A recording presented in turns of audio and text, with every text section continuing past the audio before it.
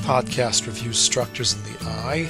You want to be able to identify the cornea, the anterior chamber, posterior chamber, the iris, the lens, the ciliary body, the zonular fibers, the sclera, the choroid, the retina, the optic disc, and the optic nerve.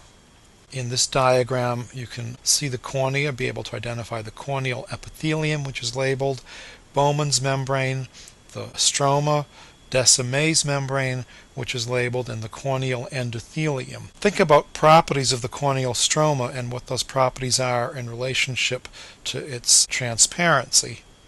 Here's an actual histological view of the cornea. Notice the non-keratinized stratified squamous epithelium, Bowman's membrane just immediately under that, the stroma, which is composed of collagenous fibers and fibroblasts, and the corneal endothelium. Think about the function of the corneal endothelium.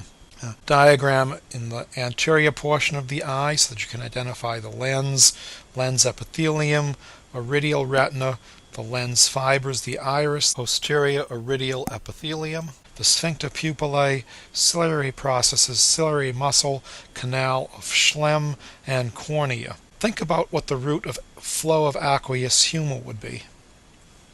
Here's a histological view. I'd be able to identify in this view the lens epithelium, the anterior and posterior chambers, the iris, the stroma of the iris, which contains pigmented cells, the iridial retina with the very heavily pigmented cells, and then the arrow is pointing to the sphincter pupillae muscle. This is a histological section near the back of the retina with the optic nerve. This basically shows the site of exit of the optic nerve.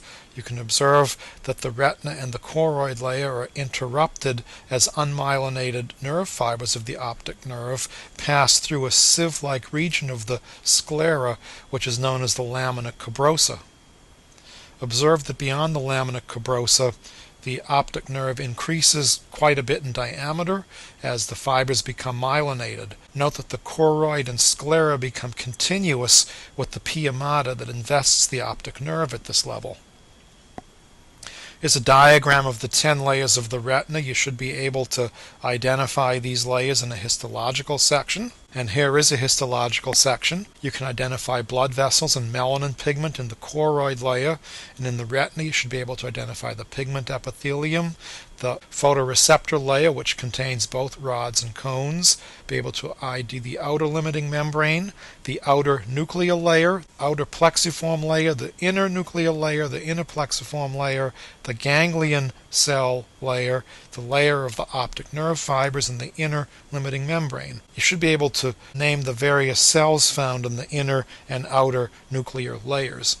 This is a diagram of the Fovea Centralis. Think about this with respect to visual acuity and why is there such enhanced visual acuity here.